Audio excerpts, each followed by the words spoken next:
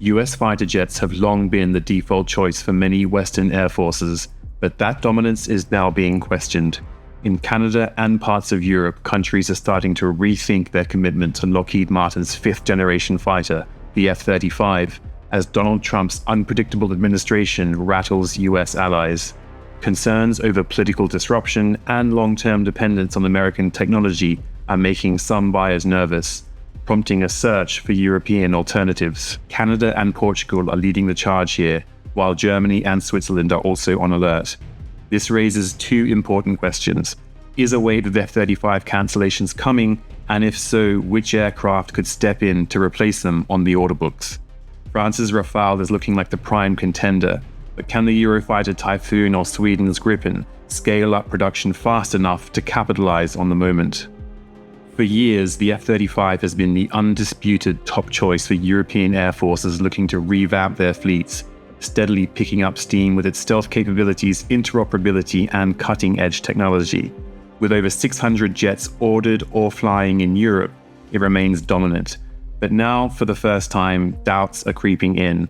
So let's break down what's happening and whether the F-35's challengers are truly ready to seize the moment. Canada's $13 billion deal for 88 F-35s is hanging by a thread. The government has already committed to and paid for 16 jets, set for delivery in 2026, but Trump's tariffs and his 51st state rhetoric are causing friction. On March 14th, Defense Minister Bill Blair admitted, "We're reconsidering, other options are on the table."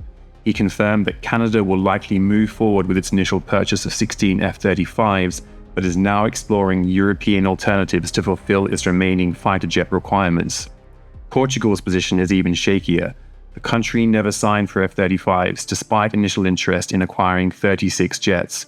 Now, on March 13th, Defense Minister Nuno Melo says Trump's volatility is driving them away. Both countries are now exploring European alternatives. In addition, Switzerland's new Defense Minister Martin Pfister is under pressure from some politicians to ditch the purchase of 36 F-35s, although he's yet to make an official statement. However, in a recent press conference, Pfister did say NATO is changing, and in which direction we don't know, adding that interoperability and cooperation with European countries was crucial for the country's security. Germany is also growing uneasy about its order of F-35s, with concerns mounting over US control of software updates and the supply of key components, especially as Trump's unpredictable policies shake confidence in defense deals.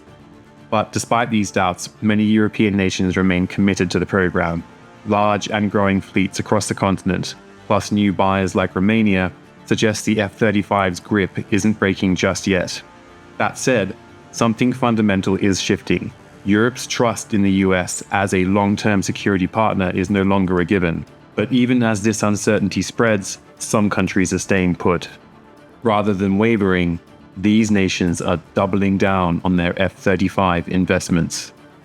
Belgium is pressing forward with its €3.6 billion purchase of 34 F-35s. 8 jets are already training in the US, with the first deliveries expected by autumn. Former Defense Minister Ludovine de Donda insists, "We're too far in to turn back." Greece has committed to 20 F-35s with an option for 20 more, while Italy is expanding its fleet to 115.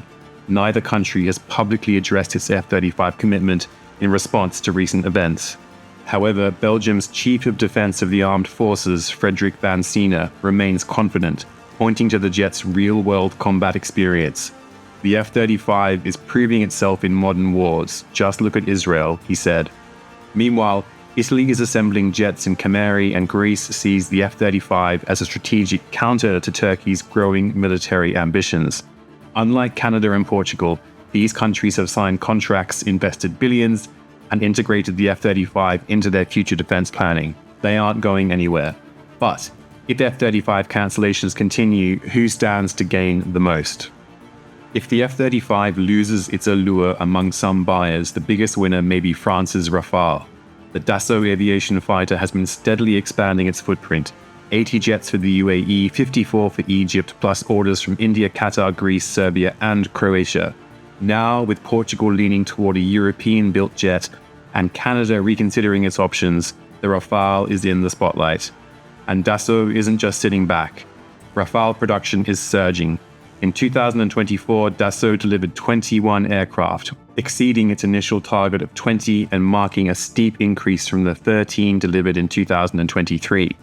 But with a backlog of 220 jets, demand remains high, particularly from export customers. And supply chain bottlenecks are still a challenge. Dassault has acknowledged delays in assembling aerostructures and sourcing small equipment in its latest reports. But despite these problems, production is actually increasing. Dassault is now expanding its output beyond 24 jets per year, with a goal of hitting a rate of 36 per year sometime in 2025. The company has indicated further production increases are expected in the medium term. If F-35 cancellations grow, the French aerospace giant is probably best placed to absorb new orders among the manufacturers of Europe's existing fast jets. And it's not just about current sales. The Rafale F5, also known as the Super Rafale, is already in development, bringing new sensors, armament, and collaborative warfare capabilities, including a combat drone integration plan for 2030.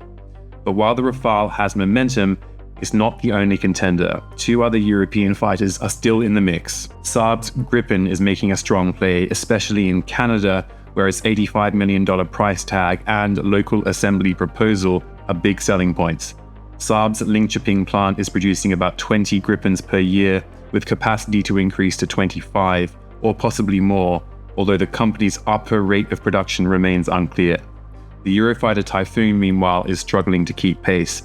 Its production lines spread across Europe are delivering about 20 jets per year, according to recent press reports. But some of these production lines have been dormant since 2018, and current production is being kept alive by orders from Germany, Qatar, and Spain, along with a recent Italian acquisition.